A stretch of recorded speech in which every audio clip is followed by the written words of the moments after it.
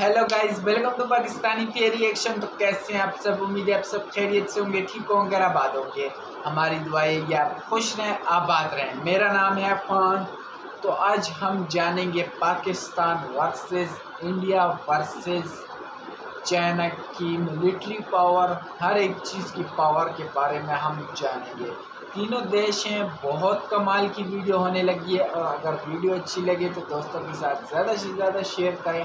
तो बिना किसी देर के काउंट करते हैं 3, 2, 1 एंड स्टार्ट। दोस्तों, एक समय था जब पश्चिमी देश मिलकर पाकिस्तान को हथियार आदि की जमकर मदद करते थे, क्योंकि पाकिस्तान उन्हें सोवियत यूनियन के खिलाफ अफगानिस्तान में मदद कर रहा था और पाकिस्तान के उलट भारत पूरी तरह से ही अपने देश की सुरक्षा की खातिर मिलिट्री डिफेंस इक्विपमेंट्स के लिए आज के रशिया व उस समय के सोवियत यूनियन पर ही निर्भर था। इसीलिए जब 1971 में अमेरिका व अन्य यूरोपियन देशों ने पाकिस्तान के कहने पर भारत पर हमला करने का प्लान बनाया, तब रशिया अकेला ऐसा देश था जिसने भारत की तरफ से इस जंग में उतरने की खुली धमकी देकर इन सभी देशों को आधे रास्ते से ही वापस कर दिया था। इसके बाद से ही भारत और रशिया के बीच डिफेंस एंड पॉलिटिकल रिलेशंस काफी मजबूत होते चले गए।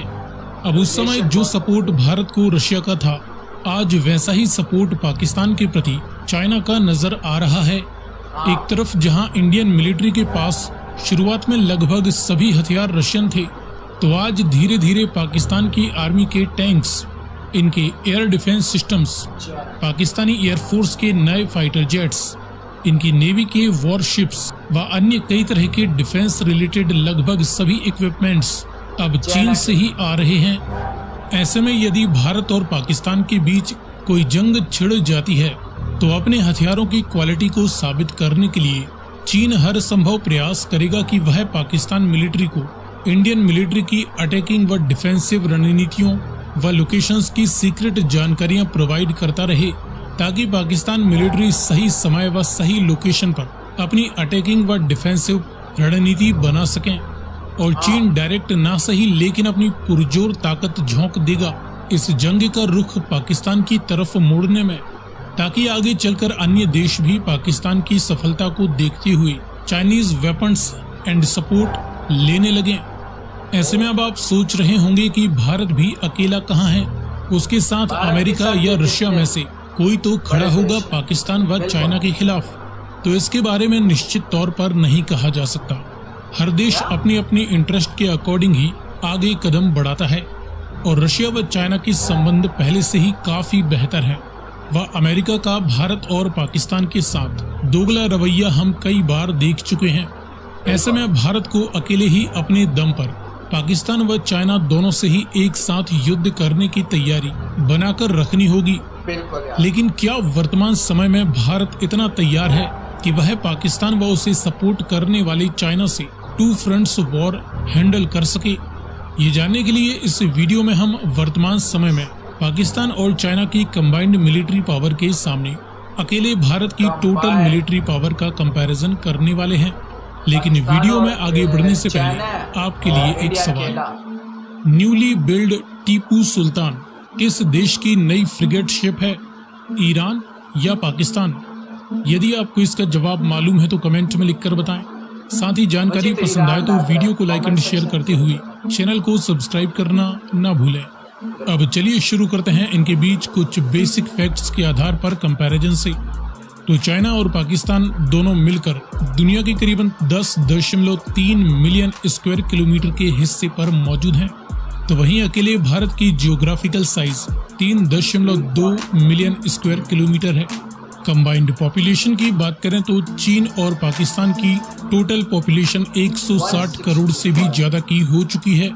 अकेले भारत की टोटल पॉपुलेशन 142 करोड़ का आंकड़ा पार कर चुकी है, जो कि दुनिया में सबसे ज्यादा इस समय आंकी जा रही है। नॉमिनल जीडीपी देखें तो चाइना की nominal GDP 19 trillion dollar value से भी ज्यादा की है। हालांकि पाकिस्तान की नॉमिनल जीडीपी महज 350 बिलियन डॉलर वैल्यू के आसपास है। अकेले भारत की nominal GDP 3.7 trillion dollar value की हो चुकी है। टोटल डिफेंस बजट में चाइना अपने डिफेंस पर 290 से लेकर 300 बिलियन डॉलर वैल्यू तक का खर्चा सालाना करने वाला है। पाकिस्तान भी अपने डिफेंस पर करीबन 10 बिलियन डॉलर वैल्यू का खर्चा सालाना कर देता है, जिसमें फॉरेन एड भी शामिल होती है। इंडियन मिलिट्री अपने डिफेंस पर 70 से 80 बिलियन डॉलर वैल्यू के बीच सालाना खर्च करती है। वर्ल्ड मिलिट्री पावर रैंकिंग में चाइनीज मिलिट्री दुनिया की तीसरी सबसे ताकतवर, पाकिस्तान मिलिट्री दुनिया की 7वीं सबसे ताकतवर और इंडियन मिलिट्री दुनिया की 4थी सबसे ताकतवर फौज है। इसके बाद देखें जमीनी पावर के बीच कंपैरिजन, तो चाइना और पाकिस्तान दोनों ही देशों के पास कुल मिलाकर 26 लाख के करीब एक्टिव ड्यूटी सोल्जर्स हैं। इंडियन मिलिट्री में 14 लाख से ज्यादा एक्टिव मिलिट्री पर्सनल इस समय मौजूद हैं। मेन बैटल टैंक्स की 8,700 से ज्यादा units Chinese and Pakistan army के पास कंबाइंड तौर पर हैं।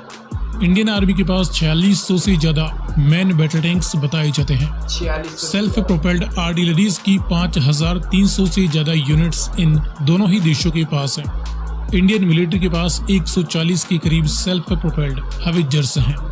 टाउड यानी फील्ड हवेजर्स की 5000 से ज्यादा यूनिट्स चाइना और पाकिस्तान के पास हैं।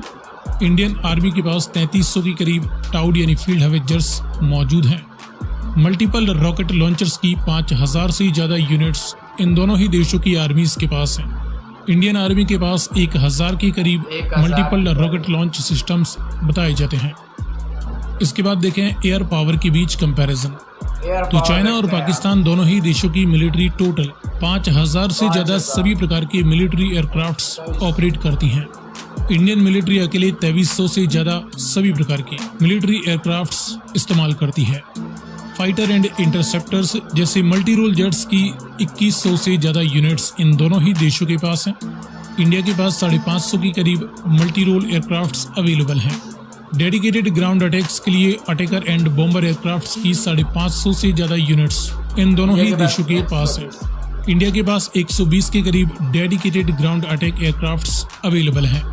कॉम्बैट यानी अटैक हेलीकॉप्टर्स की 400 से ज्यादा यूनिट्स इन दोनों ही देशों के पास है।